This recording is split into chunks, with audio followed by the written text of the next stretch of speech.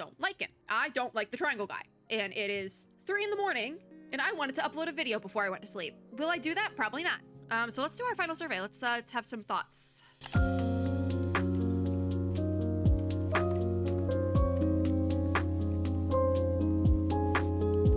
already have a little bit of thoughts, a little bit of a thought moment.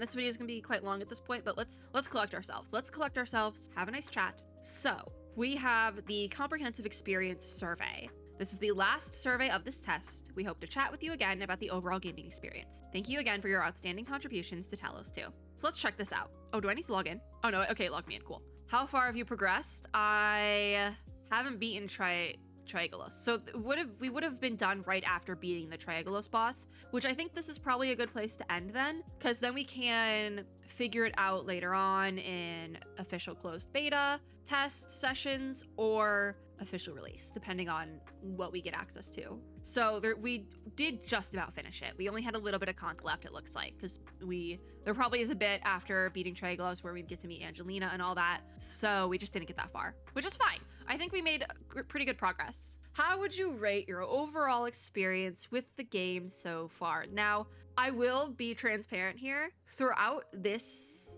I'm also realizing I probably need to do this in a different way, like record this differently. Hold on, give me a second. All right, we got survey. Okay, full transparency on this question. How would you rate your overall experience with the game so far? I've been putting that it meets my expectations. And I know that might seem a little bit harsh, but I had pretty high expectations for this game. And I have been kind of hovering around a little bit over meeting my expectations, but as we've gone on, I'm kind of like, okay, it meets my expectations. I think I'm gonna solidly say for the whole thing, I'm about here.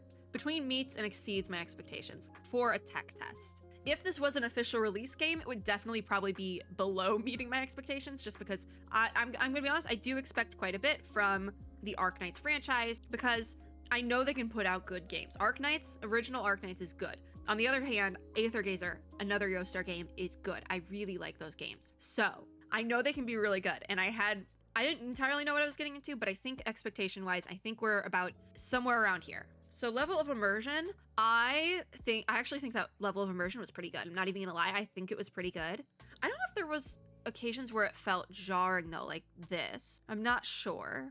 But I don't feel completely immersed. There was some things that took me out, like our friend, the Fjol, I forget how to say his name already, I'm so sorry. But him and his voice sounded a little bit robotic at times, and that did take me out. So I would say I'm mostly immersed, but you know what, that was a bit jarring. So I think there were a couple of occasions where it felt a little bit jarring and I was taken out a little bit, but otherwise it was pretty immersive. I will say that. Well, how would you like to see the balance of different gameplay be adjusted? All right, so let's take a look at this. So combat, I think is good. Combat is good. Storytelling, honestly, I think storytelling was pretty good as well. If anything, I might want a little bit more, maybe more background lore, especially as somebody who isn't as up to date with the Arknights franchise. I think that could be really good, especially if you have people just coming in playing any Arknight. This is our first Arknights experience. Haven't watched this being like, there's gonna be quite a few people who their first Arknights experience was the anime, and then they're going to be going to Endfield. And I think that there could be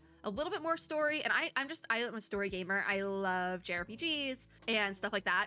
I read books. I love writing as well. So like, I am just a story girl, and I would be okay with more story, quite frankly. I think if they kept the amount of story as is, I'd be fine. But if they did any less than what they have right now, I think I would be upset. So I'm gonna say more story. The AIC stuff, less. I don't like the AIC stuff. I'm gonna be honest. I mean, I get it, but also I did a whole video where I was just sitting for an hour doing AIC stuff. So if anything, I'm not an AIC enjoyer. I think it is very like base buildy sort of thing, and it wasn't my favorite. I don't like base building games though, or like tower defense is not my sort of thing. So I think that might be where that's coming from, but AIC, I did not like that feature. I liked the crafting in certain times, but I think it was just maybe the wording was confusing, or maybe I am getting a cold or something, and that's why I have no idea what I'm doing, because I did do that whole AIC thing earlier today actually.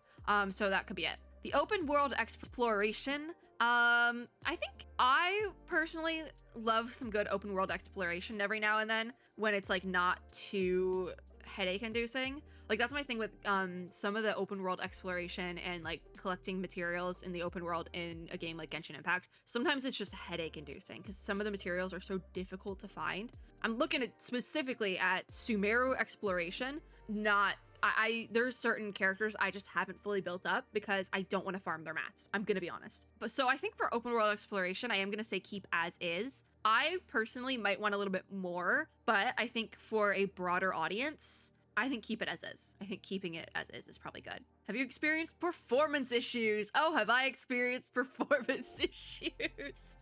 We've had some rendering errors. I think the best way to describe it would be my issues particularly because I was recording the whole thing would be high system load. I don't necessarily have a high system load. Even like my OBS is reading like 4% CPU usage right now. It's not that bad. It could be worse, but I think this is where we're at right now. I think this is the best way to describe it in a survey like this because there's not like I'm a content creator. I was recording this the whole time with my little VTuber model and I had so many issues. No crashes though, no login issues or auto restarts. I actually did have one login issue right at the beginning.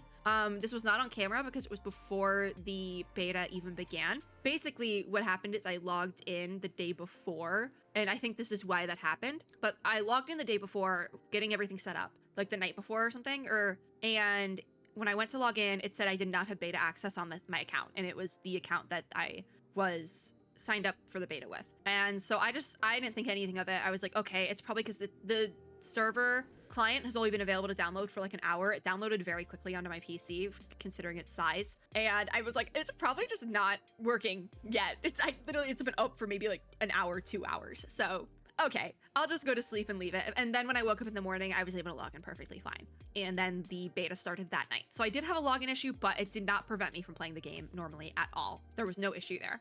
Lags. We have had some lags. We've had some frame drops or unstable frame rates. I wouldn't say any game-breaking freezes and stutters. There was a couple later game where we were getting into a new area and that was an issue.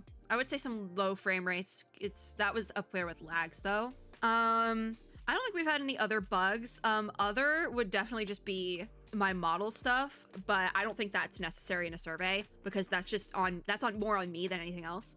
I was having issues with how I record the content, not necessarily with the game. The game was running perfectly fine. It was my model that was glitching out, but that would be closer to high system load where my model didn't want to work properly. So there's that. Satisfaction with overall design of the combat system. I actually quite like it. I'm not gonna lie. I would honestly probably give it a 4.5. Like I'd go somewhere in the middle here rather than doing like a 4 or a 5. I actually really did like it though. I wasn't expecting to like the combat as much as I did, especially when I first got into it. But the reason why I would to give it like a 4.5 as opposed to just a 5 is because it did take a little bit of adjusting to get used to the skill system where I would basically like the pause for this when you go to cast a skill or an ultimate. That took some getting used to, and I'm kind of adjusting, but I would say a couple of days ago, I didn't really like it. That was kind of taking me out of the game. I did not like that pause because I am very fast-paced with my combat, and that was just taking me out. But I think as you progress further into the game, having that little pause there to be like, okay, what are we doing next? What are we going to do with this skill? Where do we go from here? I actually think that's really helpful. And you know what? After just talking it out like that, I think I'm going to give it a very satisfied. I think I'm bumping up to 5. I think I am bumping it up to a 5. I actually really liked it. Now the more I think about it, especially thinking back to the Triangulus boss, that was actually pretty good. Now the more I think of it, that was actually not bad. Okay, I have to give it to him. 5. I really like the combat system. How do you feel during battle? Definitely a mix. I've been saying this throughout all the surveys. This is a question they've been putting in all the surveys. Sometimes it's fun, other times not so much. Before, the wording was that other times it was stressful, and I especially was feeling that during the Triangulus boss. It was very stressful, but there's been other boss fights where I had a lot of fun with them. So again, it's a mix. It really is, but I think any game should be a mix. I think boss battles should be a mix of planning and like, okay, what is going on? Also, I'm just a highly anxious person. I always say my resting state is anxiety. Like there's no chill going on here. So I think in my brain, if I'm playing a good boss fight, it should be a mix of stress and fun. Like, I'm so stressed, like micromanaging everything and trying to fight this boss, but I'm also having a great time. And I think that's where a good boss fight usually caps out for me, because otherwise it's boring. I want to be running around and screaming like, what are we doing? Because otherwise it's just boring and that's no fun. I think in order for a boss fight to be fun, it has to be a little bit stressful, quite frankly. I guess I just like to put myself in high stress situations. I mean, I'm an introvert making YouTube videos. I did this to myself. What aspects do you find less enjoyable? I think AI behavior can be a little bit weird. I was having some issues where I would be fighting and like Wolfguard would just be standing there doing nothing. And it's like, buddy, do something. Frequent need for recovery potions if you're not at a high enough level, and it is tiring. I could have made higher leveled recovery potions, but I just never really got that far. To be fair, I think I only played the game. The beta was open, right? From, what's the word? When did it open? Like the 11th? It was only open for like 10 days. Most of those days being weekdays. And I've brought this up before. I usually don't have a ton of time to record during the week. I did try to get in some weekday recording with this game, but I just didn't get in enough. So could have been better. I've only played it for maybe 4 or 5 days for real, in that time. So if the beta was like 10 days, I played about half. And for being in the game for 5 days and not like full, I wasn't sitting there for 5 hours every day playing. I played quite a bit today and I played quite a bit on the start day.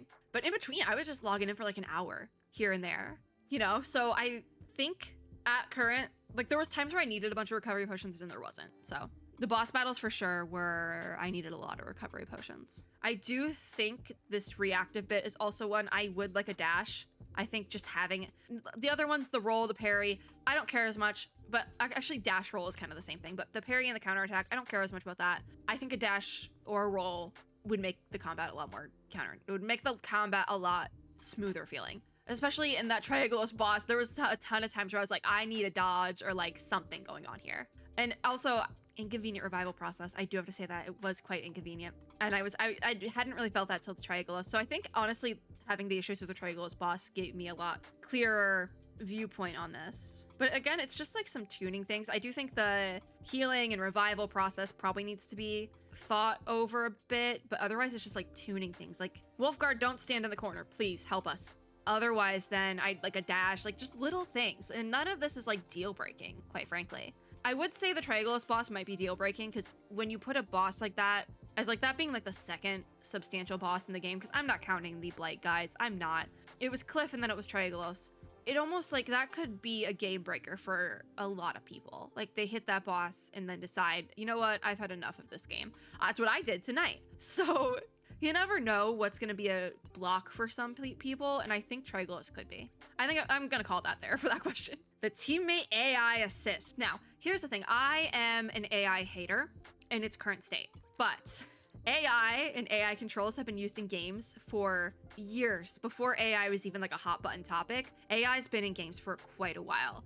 And if you're playing like an RPG game, there's probably AI in it because that AI is controlling the monsters you're fighting. That's what it is, controlling them, but it's like coded in, if that makes sense. So I don't have a problem with AI assist in game per se.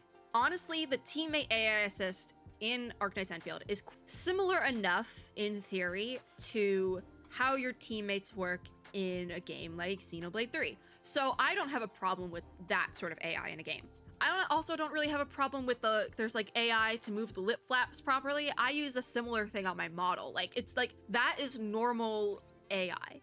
I would say that is normal usage of AI. So that is what this question is asking about. That is the AI used in the game. There's nothing wrong with that, because otherwise the game would just be way too clunky and it would take way too much time to create. It wouldn't be good. But I do think it's average. I've said this throughout the surveys. I do think the AI behaviors can be hit or miss. Key in point, Wolfguard standing in the corner doing nothing.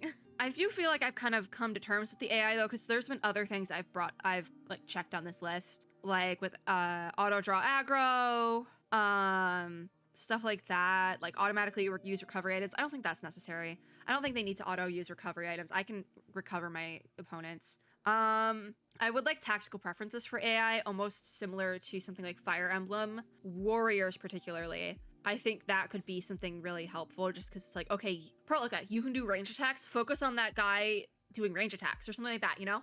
Wolfguard, don't stand in the corner. Like, because that's the thing with tactical preferences like this, if you could pause and say like, okay, you go here, you go here, you go here. That would also probably eliminate some of the problems that I was particularly having with Wolfguard, standing in the corner doing nothing. So that would eliminate that for sure, at least to a certain degree.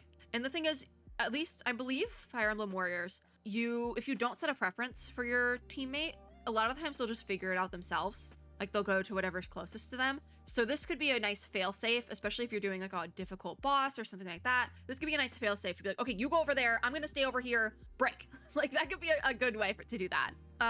Dodge skills, I think that's actually something that I'm gonna also click again, because it's Triagolos, my teammates would just not move. I would run out of the way, my teammates would not move and they would get stunned, like so. Because I think some of these are a bit overkill. Like I'd like them to automatically interrupt enemies' charged attacks. I think that's a bit overkill. I think that would just be too easy. Too much AI, if you know what I mean. It's AI assist, not full AI. And then I think a big one is AI performance during navigation. That is not necessary.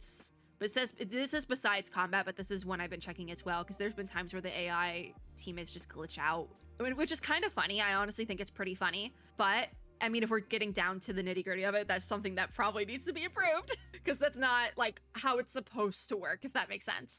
It's not supposed to be funny. Otherwise, I think I've come to terms with it. As I play more of it, I think it's fine. But there's little things like that. And again, none of those are make or breaks. The AI navigation is funny, but it there are definitely things that could use work. They're not make or break things, but it's like, if this was an option of something that could be fixed, that'd be great, actually. Amount of strategic depth, though, in the combat system is one that I keep going back and forth on, because I can definitely see, like, there's certain bosses where you definitely need some sort of strategy. Cliff, Triagolos, for sure, but overworld opponents, the two Blight guys, I just hit them and moved on. Like, it wasn't a I think I spent the second Blight guy, I spent like less than a minute on, and I was over leveled, yes, but I went to Triagolos and I was over leveled for Triagolos too, and I was struggling. So I don't know, because I've been saying neutral. I think I'm neutral. I think I'm neutral still, because it's like on one end it's like probably a 5, but on other ends it's like a 1.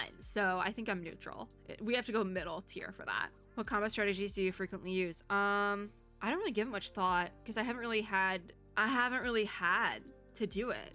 Because also a lot of these combat strategies listed, like adjusting the angle, sneaking up enemies from behind, it's all for basic enemies, not bosses. So I haven't really given it much thought, to be completely honest. I just use the skills when they're ready. Sometimes I like hold a skill, but most of the time I just use it when it's ready. Now, this is also another one. Are there any combat mechanics you find challenging or unsatisfactory? They've been asking this in pretty much all the surveys. Clunky dodging mechanism, that's for sure. Oh, actually, this is a new one. The need to press F1, 2, 3, 4 to switch characters. So basically, if you want to switch a character when they are not ready to do their skill, you do have to, instead of hitting 1, 2, 3, or 4, you have to hit F 1, 2, 3, or 4, which is a little bit clunky, I think. But that's just like a keyboard thing.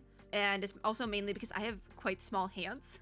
Like, I have a smaller keyboard for that reason, but you can only go so hard with that. But there was another one, this elemental orb stuff. I did not find myself using elemental orbs at all. I didn't think they were totally efficient or necessary. And I just didn't, So yeah, triggering elemental fusion with elemental orbs. There should be another checkbox here about elemental orbs, I think. No, I think that's on a later question, but yeah, dodging is very clunky because there is no real dodging mechanism. It's just run out of the way, 5-head. There's no real dodge. So yeah, I think I'm satisfied with that. Why do you want to switch characters via F1, 2, 3?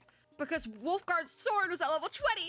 And yeah, I also didn't want to waste them at times. And that was a big one. I want to control the highest level character to ensure maximum damage. I was doing that during Triagolos. But also when the character is low on HP, I wanted to take him out. That was happening a lot with that Triagolos specifically as well. Not so the ultimate skill, I think it was I wanted to do most damage and I wanted to preserve HP. That was the main issue there. Because if I used their skill, I can't switch using 1, 2, 3, or 4 and just not cast a skill. That's not an option. And then there's elemental fusion. I just don't use elemental orbs. The battlefield is too chaotic, making it hard to find elemental orbs. I think that's a good one. It's not very reliable either, I will say that. They don't really make much of a difference in combat. I'm an elemental orb hater. I hate pondering the orbs, I will say that. And also like the specific, you know what? I'll say all of them. They're not reliable. Elemental fusion is difficult because you can't move the orbs. I just don't like it. Quite frankly, I just don't like elemental orbs. I think I used them during the tutorial when I was required to. And then one other time, and it didn't make a difference. It did not make a difference in combat. So I was like, okay, well, this isn't worth my time. What is your current focus? I keep an eye on all team members. Yeah, as long as other team members don't die, it's fine. No, I do keep an eye on everyone. Yeah, I do usually keep an eye on everyone. Okay. Which allied combat information do you consider important and wish to monitor? Oh, probably all of it. Controlled characters, HP, and not necessarily position, because I go back and forth really quickly. If you could not tell, I'm a Genshin player. So I am very used to cycling through rotations very quickly and using skills as soon as they're up. So team members HP, team members position for sure, but controlled characters position? I mean, yeah, I guess I do take that into consideration. Skill cooldowns, yes. Stacks of skills, not really. Direction/range indicators for skills during time freeze. Yeah, that's for sure. Elemental orbs. I'm a hater. I don't like elemental orbs. We've been over this. Damage inflicted. Yeah, I think that's it. I think that's basically what I've been keeping track of. Yeah. Which information do you find inconvenient to monitor? Orbs. Orbs are inconvenient. I guess damage inflicted by my team. I mean, I don't really care, right? It's all inconvenient. No, I don't think that's the answer either. I guess, I mean, targets of other team members is one for sure. Yeah, I think it's targets of other team members and orbs, just because I hate orbs. I hate orbs. Which enemy combat information do you consider important and wish to monitor? Enemy HP for sure, as well as, I guess, enemy positions, or really just HP. HP and what they want to hit. Yeah, ground targeted AoE. Yeah, enemy skill status. Yeah, that's probably it. And I guess stability probably as well. That's probably, so especially on bosses, it's kind of important to know. I'll say that, yeah. What's inconvenient? I mean, I think enemies are fine. It's just an enemy. Like normal enemies. Bosses are a little bit of a different story. I guess maybe the remaining time for lifting or defense pierce. I mean, I don't find everything convenient, but it's fine. Like, what do you say for that? It's fine. I'm like a weird, because that's not really other. I'm like a weird in between. Like, can I do both of these? There's too much going on and it's inconvenient at the same time. Because there is too much going on. But it's not really necessarily all inconvenient. Debuffs, sure, we'll pick one. Camera behavior during combat. I'm not sure. I think I have to say I'm not sure, because sometimes I mean, during combat though, because during exploration, I think it's fine, but combat, I think I'm dissatisfied with it. Because it's fine when you're only fighting a couple of little guys, but then you have fights with the bosses, and it's like, I don't like this. There's something, this could be done better, probably. It works fine. It works fine. I don't hate it, but I don't love it. It's fine. Yeah. Game camera currently allows players to see multiple team members at once. I prefer that. I want to see what's going on around me. The boss fight, I think honestly the boss fight, if I could change the sensitivity of my mouse and the screen rotation, I think I'd be fine, quite frankly. Because I don't want a single player perspective. Team view is fine. I actually prefer the team view, quite frankly. And I think in an earlier survey, that was an answer for a question like this. There was like these two answers of I don't like it. There was like a mid tier, and then there was like I actually prefer this view. And I think I put that I preferred it because I did prefer it. I do prefer to see all my characters. Why do you prefer seeing multiple characters? Okay, now I can explain this one. We can see more of the game's landscape. There's more battle information. There's a team spirit vibe because you can see all your little team members. I love that. That also helps when you're casting area scales for sure. This is a big one. A broader view helps prevent motion sickness in 3D game playing. When I first was playing the game, I did say I think I could see, especially with not being able to change things like sensitivity and whatnot, I believe I'm gonna have some motion sickness issues. I get motion sick very easily in games, in real life moving vehicles. I can't go on boats, even like a little like boat on a lake, because I get motion sick on water that easily. Like I can't even go like on a little like canoe. It doesn't work. I can't. I sleep whenever I go on a plane because I will get motion sick otherwise. I literally have to just sit there and do nothing, so I fall asleep. So this is a big one for me. The more I played, I didn't get motion sick. There was a little bit of like a shock at the beginning when I was messing with graphics a bunch, but as I got used to it, having that broader view I think really helped because I didn't get motion sick or like a headache once, which I think is really cool. More map information. I think it is more impressive and immersive to see everyone fighting at the same time, unless Wolfguard is standing in the corner. And it's satisfying to see all my little characters, my little guys. And I want to explore. I like all these things. I just think I love all these things. I think it works very well. Camera adjustment range is fine. It's very small. And it's a little bit hard to zoom in and out because of how small it is. It goes very slow because I guess they don't want you to go too zoomed in. I would like to zoom in at some points. It's fine. I really don't care that much. It's not, again, not a deal breaker. Recovery items. I don't want additional tasks during combat, quite frankly. I think that this is where I'm at. I don't think it adds a really fun twist. But the thing is, I have additional, because it's like, I don't want additional tasks. I find it necessary because I keep dying. But I also don't want the additional tasks. You know what? We're gonna add that. I find it unnecessary and have additional comments. I just want to complain. Apparently, let's say it's necessary at times, but I also don't want to do it. I wish I didn't have to do it. That's probably better. Gear selection. I didn't pay attention to gear. I'm sorry. I usually do, and at release I will, but I just didn't have it in me to pay full attention to gear at this point in time. Weapon selection. I didn't pay attention to that either. At official release, that's definitely something I would look into for characters I get to keep, but this is a clean, they're doing a wipe at 9 a.m. in a couple hours, so it's not entirely worth it. How would you rate your combat with the satisfaction and feel the very satisfied? I think I was kind of hovering around mostly satisfied, but I think now that we're done, I'm very satisfied with what I saw. I don't know how you could not care about combat visuals. I love a good visual, so I think I'm very satisfied with it at this point. Also, I hope my model isn't glitching, but I don't care enough to fix it. How do you agree with this statement? I feel in control in battles. I can accurately and conveniently execute my strategies. I'm neutral. I think I'm neutral because it also the example here is elemental fusions, and that's the orbs that I hate. So, and also dodging skills, you know? I think I have to disagree because the two examples it gives are both no. Dodging skills and elemental fusion are both a no.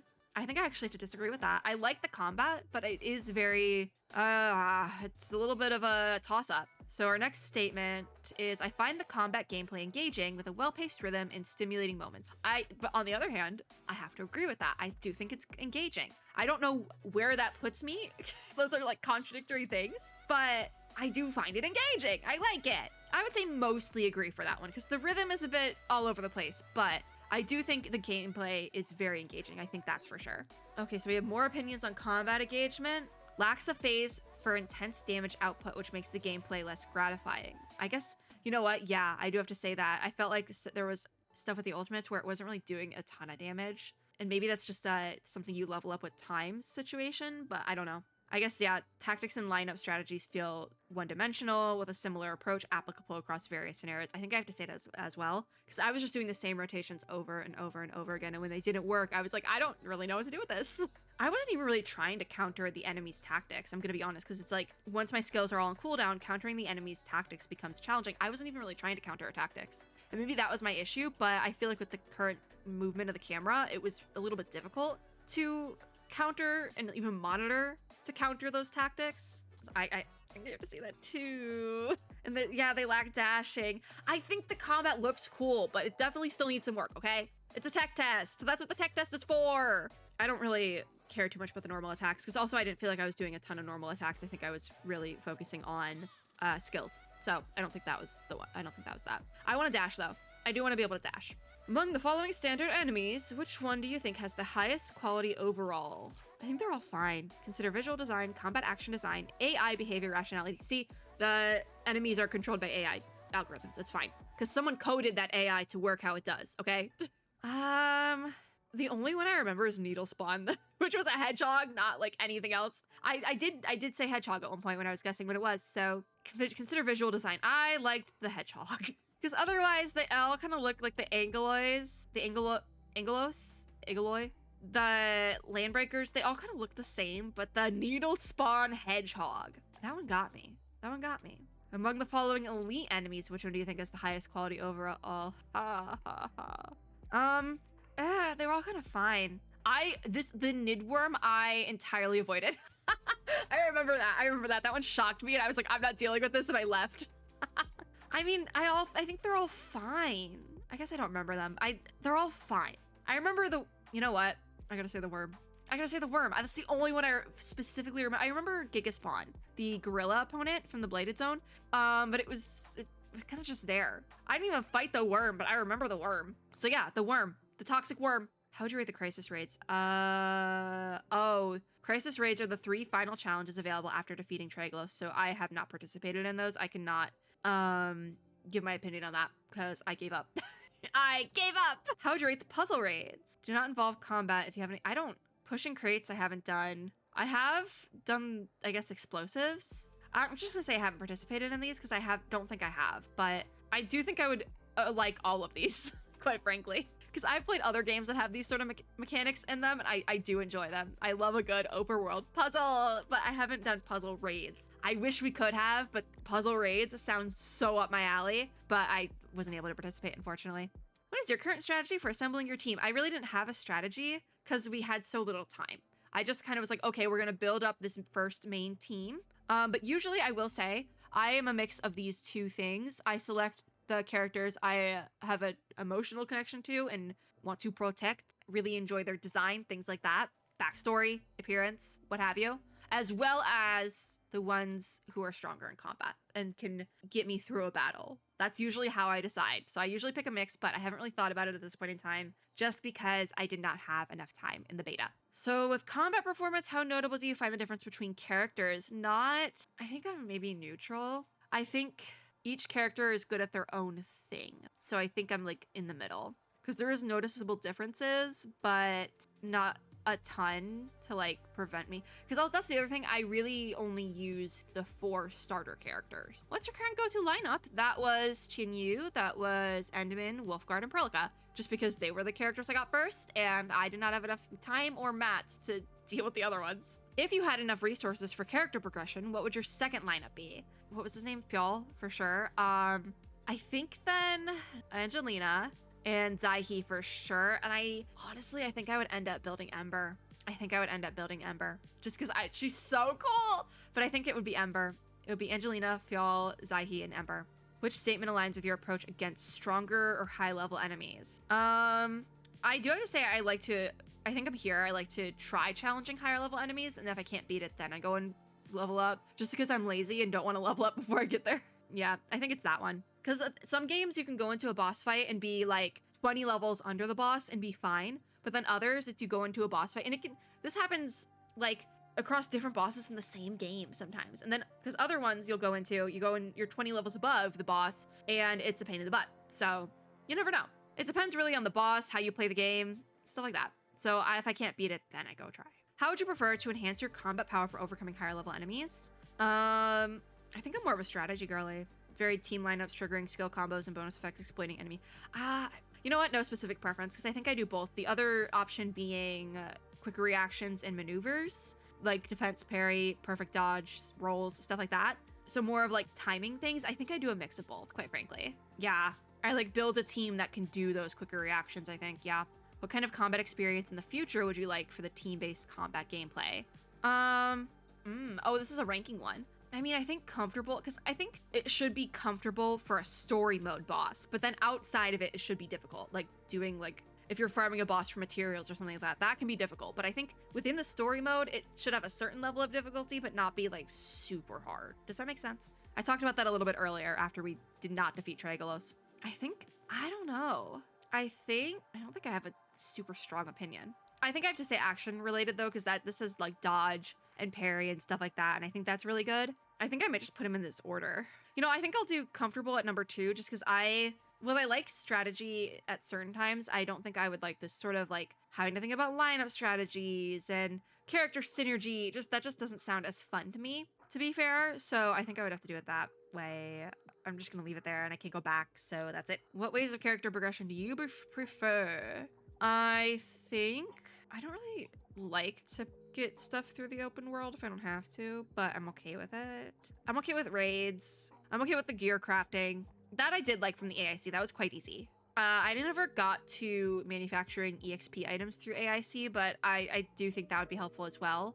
I think I'm gonna go with these 3. Yeah, sure, cool. What do you consider the most effective tactic for boosting your team's strength? Leveling up skills, enhancing weapons. That's what I do. Oh gosh. Could you please share with us how much you like different characters from 4 aspects, being art design, character modeling, combat animations, and performance animations? Do I do this for every character?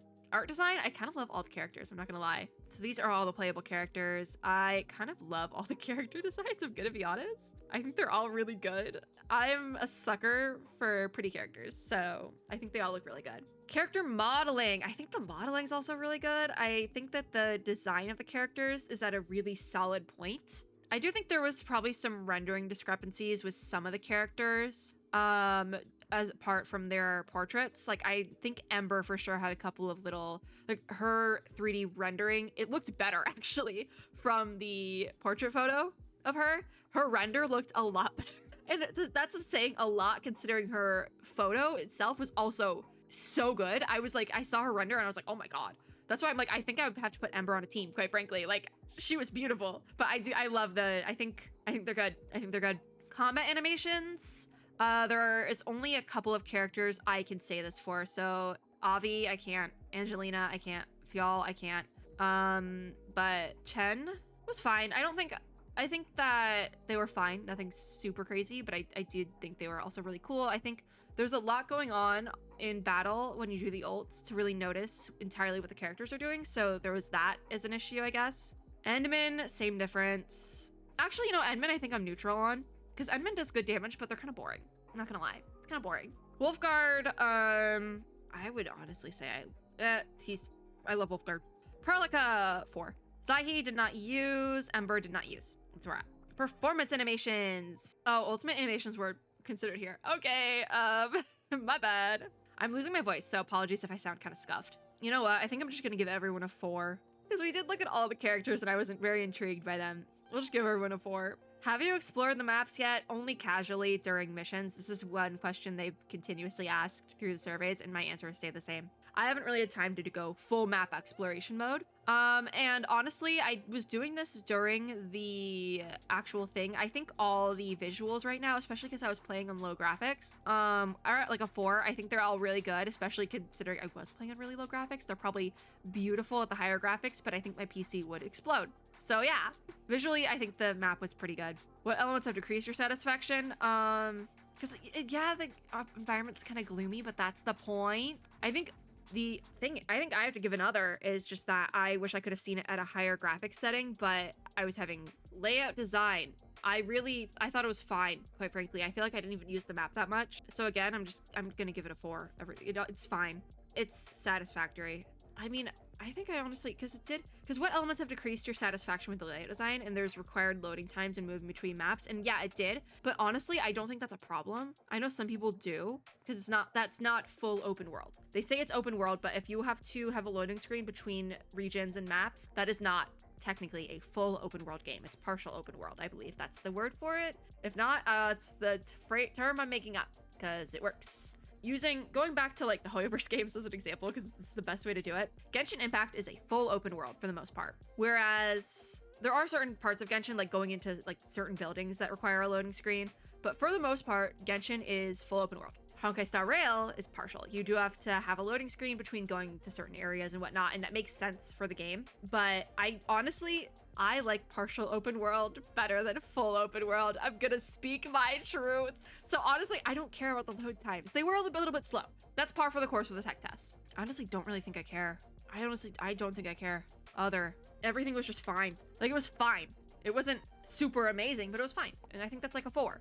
Which of the following describes your experience with the AIC system? I've used it and I don't like just getting by with the experience. I am really just getting by. Because I think it's really cool to be able to do that much crafting, but the setup, oh my God, was so like that. If anything would gave me a headache, it was the setup of the AIC system. Why might this type of gameplay not appeal to you? I'm stupid. I don't know what I'm doing. I'm not into construction gameplay. That is it. Okay. I like crafting things, but construction is not my jam. I will say that. It's too mentally taxing. Okay. I have to say it gave me a headache. It gave me a headache. The actual setup feels like too much trouble. Yeah, the setup took a long time. I didn't even see. I had my like own reasons in my brain, and then I went into this, and I'm like, actually, this is exactly why it doesn't appeal to me. Thank you. I like crafting gameplay. I like crafting things, but I don't like the construction aspect. So they really got me here. They really got me. If more types or mechanisms of AIC systems could be introduced, what would you like to see in the game? Simulation gameplay? You're giving me a pet? I want this. I want this. I want farming. I want pets. Give it to me now. That's the thing. I like little crafting things. I like farming. I like having pets. I don't like construction. There we go. I don't want PvP. I do not want PvP, please. I don't want to have other people attacking. Ooh, large landmarks. That sounds fun. Mechanisms for my AIC system to affect the game world by improving local living conditions, mitigating or reversing the blight. You know what? sure. Yeah, that would be fun. Rest areas. Dorms. I want a dorm system. I want little scrunkly dorms. I do. Watchtowers. Player versus everyone. No, I don't want tower defense. I do not want tower defense. Decorative construction options. You know, I want decorative construction. I think that's fun. I like decorating. I love The Sims. Abilities that would make the in-game world look classier. I mean, sure, yeah, that'd be fun. I think if it wasn't all business, I think I'd have more fun with it if there was like more little fun things. This pet keeping and farming one, absolutely. I didn't know this was an option. Please give this to me now. Please and thank you.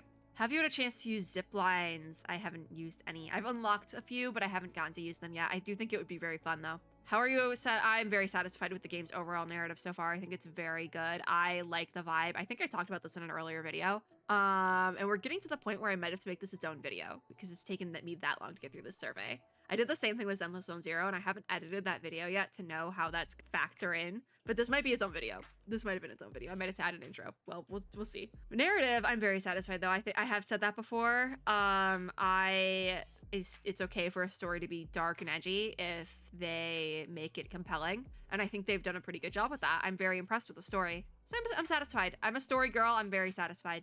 Rate your satisfaction with the 2 chapters in the game. So Act 1 was from our awakening to before fixing the AIC park. I would give that a 4. I think that dragged a little bit, but Act 2 was the whole episode at the quarry. I'm very satisfied with that. I think also just finishing the AIC park thing definitely was a game changer for me. How much do you like the current character design of the administrator? I am neutral on the lower side, but not like a full 2, I would say. Definitely a solid 3, not like a 3.5 or anything like that. It's definitely on the lower side. I know a lot of people really like the Endman currently, but this takes into consideration voice acting, dialogue lines, backstory, character animations, etc., as well as everything relating to the character's image. Personally, I don't really like the outfit. I know this is like a very nitpicky thing, but I didn't really love the outfit going into it. The weird like hoodie dress. It's fine. I think I've definitely seen worse outfits on gacha game characters,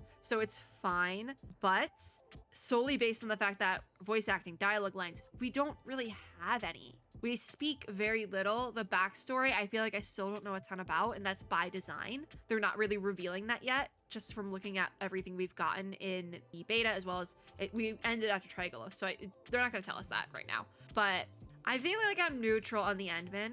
I think I'm neutral, just because I feel like I don't know enough with backstory. The animations are like subpar at times. They feel kind of bland, like the skills and ultimates and stuff like that. They feel very much like a player insert character, if that makes any sense. And we don't get enough of the voice acting and the dialogue lines to really send that for me. Like if we had full voice acting for Endman, I think I would be able to rank that higher, but we don't. So next. Why was one that you just hate the character? What aspects do you think can be improved for the Endman?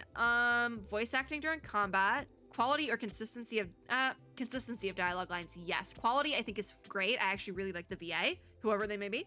But the consistency, I would like more of that. But is consistency speaking in terms of the consistent quality? You know, I'll take that out. I will take that out. Combat animations and skill design for sure. Combat power is really good with the Endman. That's why I'm not a full I hate this character, because I think combat power is really good. Signature animations as well. Visual design, I also just don't like the fact that the mask is like covering our eyes the whole time. I feel like that took me out a little bit as well. Like, I think there might be a better way to do that thing with the mask, but I feel like eyes are very expressive. And a lot of times just seeing like a goofy smile with the mask, like it took me out a little bit. I do have to say that, but that's me being super picky with the administrator. And I feel like it's a tech test, so I do have the room to be super picky, but again, none of these things are game-changing end breakers to me, because the thing with the Endman specifically, I can just put somebody else on my team. Easy fix. In the main storyline, do you find the protagonist's motivations and objectives clearly conveyed? No. But protagonist is also, because if we think about the protagonist, singular, that would be protagonist apostrophe S. That would be just the Endman. But because protagonists has the apostrophe after the S, that is our main trio, basically. So Endman, Parlica, Shinyu. That is what they're referring to with protagonists' motivations. So it's that whole entire group's motivations. And I feel like I generally understand it. Maybe if I hadn't had to rush through it a little bit, rush through the story as much as I did, I would have understood more, because I did skip some dialogue options here and there. I would understand it more, but I generally understand it. I don't think I understand it well, though. I understand we're looking for a Rhodes Island, but also I feel like it goes back and forth on what we're doing at any given moment, so I'm also not entirely sure. So I feel like I generally understand it, not to the point of it being vague, but it's a general understanding. Do you ever skip some of the story dialogue? I have skipped. I've skipped the extraneous dialogue. So like if we can ask a question about something, I skipped that just because I also don't want to fully know everything, quite frankly. It's nice to have some sort of mystery, and those are things I actually want to focus on later on, either at a beta or release or something like that. So I did skip over a little bit, but it was all extra dialogue for the most part. So I've skipped some of it. Under what circumstances do you choose to skip dialogue? When the characters whom I don't like talk. Oh my god, that's so mean, but it's so funny. See, here it says when the reading experience of the dialogue is poor, and something I was actually putting in the beta surveys throughout is that there was not a sufficient background on the main story dialogue, where some players could have an issue with accessibility of reading that text. And I say that from experience because I have played some games where they just throw the dialogue on the screen and it's like, okay, have fun reading that. And it's like, I can't read that. I'm not going to. So they do say here that they have background blur for that text, but I think you need to go a step further and add some sort of gradient background situation just to make it a little bit better. But I haven't skipped dialogue for that reason, so I cannot say that. Nothing about, I really am interested in the storyline, so this one hasn't really been an issue with being interested in the storyline. Not with it being lengthy. I think I just skip like extra dialogue options. Choose to skip dialogue when it's not, I mean, yeah, I guess when it's not fully relevant to the story. The general tone has kind of not shifted. I think there's enough suspense where I would say it's mysterious. There's a little bit of mystery. Who are we? What are we doing? Why do we lose our memory? Etc. When will we see someone from Rhodes Island? Etc. I do think it is not necessarily, there's a certain amount of realism, which I think is important if you're giving a fantasy setting to have a certain amount of realism. Otherwise, it just feels like uncanny. And by realism in a fantasy setting, a lot of times that just means the characters and the writers of the story are able to fully sell it. Like, this is normal. These things that are happening in this world right now are normal for this world. So it feels real. Like, we have cat girl demi-humans running around, and that's totally normal. That feels real in this world. So it is realistic enough. But I do think the story itself has been pretty thought-provoking at times, like thought-provoking enough. And I feel like that's definitely something you can tell they're going to run with, because there's been also some dark and cruel moments in the story, and that itself is just thought-provoking. I feel like these are my best three options, and I actually really like the tone the story is taking on. I think it fits really well. At first, it was a little bit jarring because I wasn't expecting it, but I think as we've gone on, it's been pretty good. I've liked it. I think they're doing a good job with having like a dark and cruel tone and not making it like painful to watch or read. Like, it's intriguing with having that tone. They're doing a good job with it, I think. There was, at first because these are questions they've asked throughout the surveys. I was saying I would like the mysterious and suspenseful as well as the thought-provoking tones, but I wanted it to be more exciting and adventurous. But as we've kind of gone on, I like the tone it's taking. I actually don't want it to change. I think it's really good. I want them to keep doing what they're doing. I think they're doing a good job with it as is. Like, keep going, besties. I think it's good. In terms of the storytelling, in what areas do you think improvements could be made? We don't have preferred choices in the dialogue. If you click one option as the admin, it's all the same. So I do think we could have diversity in story dialogue options. I think that could be good. Otherwise, I think everything is pretty good. Like, I think that's the only one, really, of these things. Everything else is pretty fine to me. Quality of the cutscene refers to non-skippable cinematic performances rather than regular dialogues. I'm very satisfied. I think they're very, very good. I think the only thing I have is graphical issues with lag and things like that, but that's not on the quality of the cutscenes. That's on the general performance of the game. I'm satisfied. Which of the following cutscenes impressed you the most? The opening cutscene was a big one. The reunion at the tower was good. Waking up in the infirmary was fine. They didn't spell Perlica's name right, but the narration introducing the game's world, it was fine. It felt a little bit out of place, so I'm not gonna really check that one. Motorcycle ride and ambush leading into battle, it was fine. Cliff cutscene was good. I feel like this was where I sort of lulled in the gameplay. Not entirely here, but because there was a big jump of having like unskippable cutscenes. But Cliff, that got me. I was sold on Cliff. Trigolos got me. I did not get to see defeating Trigolos, so I cannot say that. I'm pretty sure that cutscene would probably be insane though, so excited to see that later on. But I think there was a lull in the cutscenes, especially this motorcycle ride one. That was when I realized that my graphics settings needed to change or my PC was gonna crash. This cutscene gives me war flashbacks. Anyways, what areas do you think need improvement with cutscenes? There was a moment where I thought the accuracy and consistency of character personality presentation might need to be fixed a little bit, but I think we got past that to the point where, because there was that moment with Perlica earlier on where we started using our admin powers again, right after she told us not to, and she didn't say a word, but then there was another cutscene directly after that where she did say something. So I don't think I can check that. I think that was fine. Fluidity of character dynamics, motions, and expressions though, right now in the current state, it's fine. It's not game breaking. It's not a deal breaker for me, but I do think that some things could be more fluid because I was also having some lag in the cutscene. So I think some things could be more fluid. I will say that, but that again is not a game breaker. If it's an option that we can get more of that, I will take it. How much are you looking forward to the future developments of the story? 5, very much so. I would even give it maybe a 7, above the scale. I really like where it's going story-wise. Do you have any other comments? I've said so much in this section of the video that might be its own video. I don't want to say any more, so this is fine. I don't have any more comments right now. I had a great time. I'm excited to see where it goes. I think in its current state, as being in an alpha state, very impressed. If this alpha was a beta, I would have other opinions, but this is an alpha state of the game. And I think it was good. I do think it was good. I usually in these final survey sections where we get to sit and talk about the game, I get super picky, but at the end of the day, I think it was really good and I really enjoyed it. This is just this is my time to be picky and collect all my thoughts collectively, comprehensive experience. And I think it's good. I do think it's good. Have you ever played Arknights? At a time I would say yes, but I'm not playing anymore, but I started playing again. So I think I can say I'm still playing. Yeah, I'll say that. How would you like to see more Arknights characters make an appearance in Arknights Endfield? I would actually love that. I love when the games can cross over like that. I literally am waiting with bated breath for Honkai Impact 3rd characters to pop up in Genshin as an XP or Star Rail as an XP. And I know a lot of people hate that, but I love it so much. This is a little bit much. I'd like Endfield characters to be exactly the same as in Arknights, with consistent appearances, personalities, and identities. I actually don't think it has to go that far. If a character looks like a character and has the same or similar name, I'm sold. I'm fine with that. So like, I'd like some characters to remain the same while others could have new, coherent identities and backstories that fit both games' universes. I think that's a good, happy medium. I like that there. Because there's certain characters where it's like, yeah, this character kind of has to be exactly the same. But even like because I keep using Hoyoverse gacha games as examples, but they're one of the biggest examples I can think of that have like multiple games. So like the main two I'm going to use right now is Honkai Impact 3rd and Honkai Star Rail. Bronya. In Honkai Impact 3rd, we have one version of Bronya that is completely different to the version of Bronya we get in Honkai Star Rail. And I think that's fine because there's certain character relations that are the same and things like that.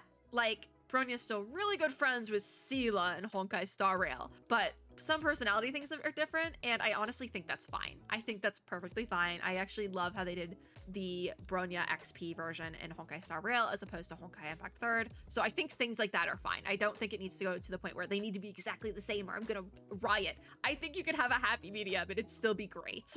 Regarding the current volume of story and side missions in the game, what is your opinion? I think they're fine. I didn't do any side missions, so I think that's the fact that it didn't force me to do a side mission, I think is, keep it as it is. I think it's good. Which of the following types of side missions in the game do you prefer? Oh god, I haven't tried side missions. We're just gonna go with that. I haven't tried them. I know which ones I prefer in other games, but I haven't tried them in this game. I'm interested in side missions. Okay, in the future, what types of side missions would you want to see? I also want to finish this up because my voice is going. Character-related side missions, I like that. We get to learn backstories. Enemies or bases are easy. Get easy rewards that way. Collecting specific items and stages through scanning, following animals, etc. I'm gonna give a hard pass on that one because that seems very tedious, and I don't like tedious things. Local puzzles, I love puzzles. I love a good overworld puzzle. I've said it plenty of times. Organization or faction-related side missions with backstories of organizations or factions. I like backstory. Yeah, I'll say that. How satisfied are you with the game's voice acting? NPC voice acting and story dialogue, I'm very satisfied with. I think the NPCs are great. So I'm gonna say that first. I think there's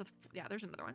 Actually, enemy voice acting in combat, I'm neutral. I think some are fine, but other ones it's like very jarring, so I'm neutral on that. Character voice acting in story, dialogue, and combat. I would say very satisfied if it wasn't for Fjall. And that's not on the voice actor or anything like that. I think it's more so on the director, as well as whoever did the scripting and localization. It's like a team effort, guys. It's a team effort.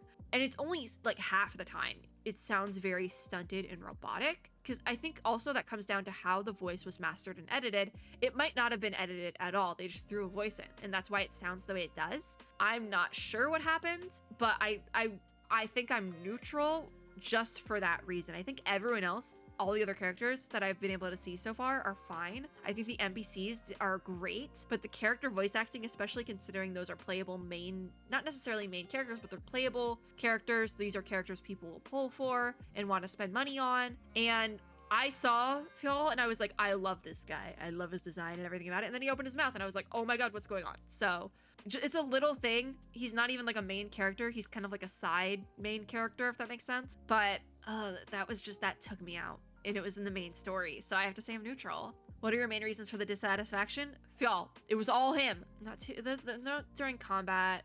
I guess it would be emotional presentation, but other. Can I just say y'all? Y'all sounded robotic.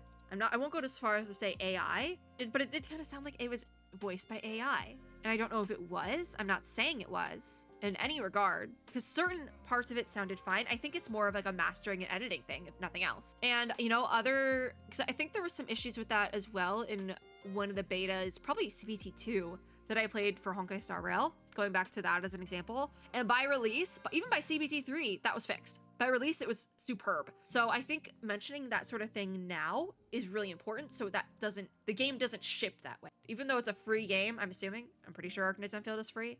You don't want it to be like that at launch, because that's going to be how some people experience that character. And you can't go back once you've done it unless you restart the game. So I think that was it. Oh, focusing solely on character Chinese voice acting. I did not play in Chinese.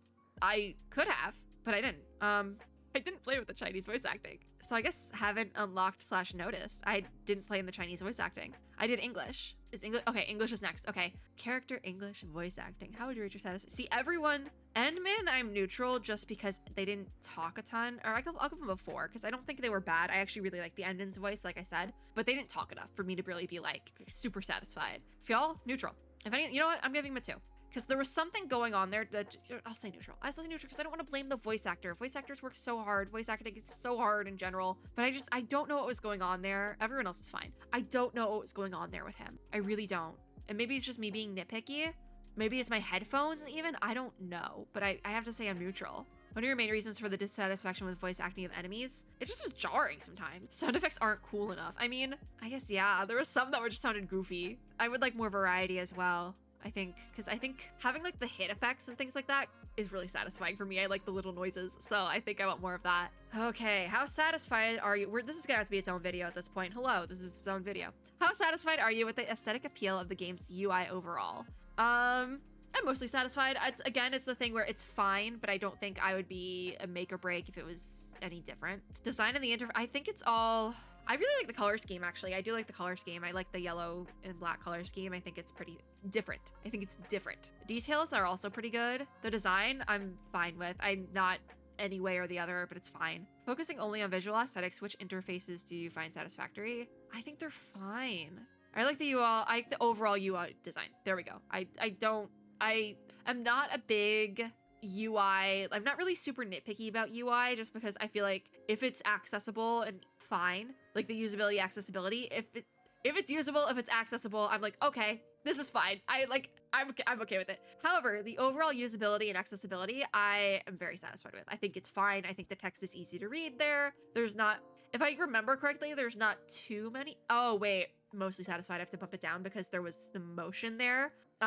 Basically when you moved your mouse back and forth, the screen shifted with your mouse. And I got used to that, but I did think that was going to be a big motion sickness thing for me. So I think that is something that I think you need to be able to turn off that motion on the main menu, because there is going to be certain players where that is a deal breaker for them, because that constant motion on the menu is just going to be like the worst. And it's gonna, like, I don't particularly know how to word it because it is 4:30 in the morning, but that is gonna be a make or break for some people. What ended up not being for me, but I could see in a different universe where it could be. So I think that needs to change. Which interfaces do you find unsatisfactory? That main screen. The main screen, some important functions are not properly prioritized, being you need to be able to turn that off. Like you need to be able to turn that off. Team screen. Team screen's fine. Everything looks good to me at the moment. The team screen is fine. Regarding the main screen, here we go. In what areas do you think improvements could be made? I think we have to do an other for this one. The other being there needs to be an option to turn that motion off, because that is going to be an issue for a lot of people. And even if it's just a handful of people, that's enough. That is enough people for it to be a concern. Because this is something I learned more recently, just because I do some web design stuff outside of like content creation. I do some web design stuff, but it's actually like a major accessibility concern if you cannot turn off constant motion on a website.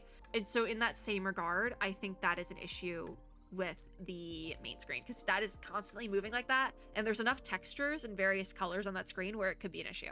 Map screen is fine. Everything else I'm like, this is fine. Everything looks good. Character overview, it's good. The dial screen, I don't even remember this, but it's fine. Regarding the game's UI, are there any additional suggestions or comments? No, because I put it in the main screen. So, but I do think that's very important to have reduced motion options. And that just comes down to having more graphic options in general. And we don't have those right now. There was very few graphics options, and I think that needs to be changed. But that most likely will be changed at an official release. It's a tech test. They just gave us the bare minimum. Textual presentation. Everything is fine to me. There's enough backgrounds and stuff. I do have to bump down lore and stories, because I think there needs to be some sort of better blurring, gradient background thing with the main story text. I'm just saying. When reading the endgame text, how much do you agree with the following statements? The text dialogues fit the context and feel natural. Do they? Yeah. Spelling and grammar are accurate. Neutral. There was some issues. Actually, I'm gonna bump it down to it because I don't agree. I don't agree. The experience is comfortable with like no overflow and line breaks and all that. That's fine. Because by appropriate line breaks and sentence partitioning, by that they mean that there is natural breakpoints in like closed captioning and subtitling rules that make it so you should, like, standard practice is to cut it here, sort of thing. Like, I'm trying to think of one, like, if you're saying like an and in a longer sentence, like something like that, you would partition it off there. So that would be a new line or a new section of the dialogue that's being subtitled. Or if somebody takes a long pause, that would be a chunk. So chunk what was in one section, they pause, you start again, something like that. And I do think that was done fine. I think that was done perfectly fine. And I think the correct information is conveyed as well. Actually, I'll give that a 4 because sometimes I didn't know what to do next. So yeah, I think that's good. Which language options for in-game text do you wish to see in the future? All of the above. I think the more languages, the more localization you can get, the better, because that brings in more players. It makes it more accessible for more players. So the more the better. I'm gonna check all of them, because even if I don't speak Italian, I don't speak French, but I would love for people who do speak those languages to play the game. So I'm gonna say yes to all of them, quite frankly. Others, as many as possible. As many people to be able to experience the game comfortably as they can. And to do that, you need more languages. So therein lies the issue. As many as possible, I think yeah. I don't have any additional things. I think I've said everything. If the game were to launch in the future, how likely are you to give it a try? I definitely will try it. I am very impressed with what I'm seeing today, and I'm intrigued and will try it. I'm gonna be thinking about the story in Triangulos probably for like a week now at least. And every now and then, I'm gonna see a triangle and it's gonna pop into my brain. I'll be like, oh, Triangulos. Oh. And it's gonna haunt me until I clear that boss, but I'm not doing that tonight. How likely are you to recommend this game to your friends? I definitely recommend it. If you guys did not sign up for the tech test, I would recommend signing up for the next beta, signing up, pre-registering for release. I think it's really good. I recommend it to you guys if you like the same sort of games I tend to like. I recommend it. I've actually had a great time with what we did get to do. And even like, I'm gonna think about Triangulos for the next week. That's gonna bother me. So I recommend it. I had a great time. I actually really recommend it. If you're like a JRPG enjoyer, I think you will love this game, even if you have no experience with the Arknights universe. I had a little bit of experience. I watched a little bit of the anime and played a little bit of the game, and I had a great time. So, like, if you play the Hoyoverse games, Xenoblade, Persona, even Fire Emblem, the huge, I think you will enjoy this game, particularly if you're a Xenoblade enjoyer. I think that this was good. Next. Are there any other aspects you're not happy with?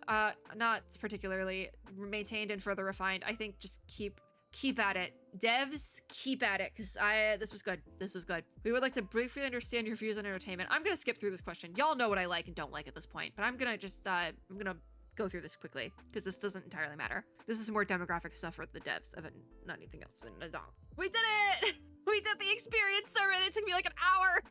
Actually, it took me like almost 2 hours, I think, because I talked so much. But I love doing this sort of thing where I can just like collect my thoughts and talk about the betas we do here, because that's the whole deal at the end of the day. I just really like talking about my silly little games. So I think this is great. This is gonna be a trip for me to edit. It's probably gonna end up being 2 videos, so I probably had to record an outro for the last video and I'm recording an intro for this one. But I think this was great. I really enjoyed the Arknights Endfield tech test. I'm so grateful that I was able to get access. I did mention this when it launched, but I did technically sign up twice, kind of accidentally, because I thought I had done it and then I ended up not. But how I signed up twice was I signed up normally on a personal account, and then there was a content creator form. And I just decided to fill out the form thinking nothing of it. I didn't think I would get creator access, and I did. So I am super grateful for that. Because I wouldn't have been able to play it otherwise. I would not have been able to experience this and get to share it with all of you. And it's just like, I'm gonna cry if I keep going, because I am such a weenie. And I can't cry because I'm still stuffy, and that's gonna make it so much worse. But this was a great experience. I had a great time. I look forward to being able to do the beta in the future, fingers crossed, because I would love to see how it progresses over time. And I think that's a really fun way to do it, through video and be able to document it. It's fun. I love just talking about my silly little games. This was a great time though. I really had fun with it. We got to like just get into the nitty gritty of it and be super picky, and sometimes that's just really fun. I do look forward to what we get to see of the game in the future though. And I'm super grateful for having and being able to play Endfield in the first place. This was a great time. Thank you Yostar and Hypergriff, Griffline, Arknights. Thank you to everyone. As well, thank you to you watching this video, because I would not have gotten content creator access if it was not for all of you, quite frankly. So thank you. That is going to be it for today though. We kind of ended on a sappy note, but I had to. All right, I had to. It's the truth. If you like this video, make sure to give me a like down below, as well as subscribe for more and click the little notification bell to be notified when I upload new ones. As always, I hope everyone had or is having a super lovely day wherever you are in the world. Here's to a closed beta in the near future, and I will see you all in my next video. Bye guys!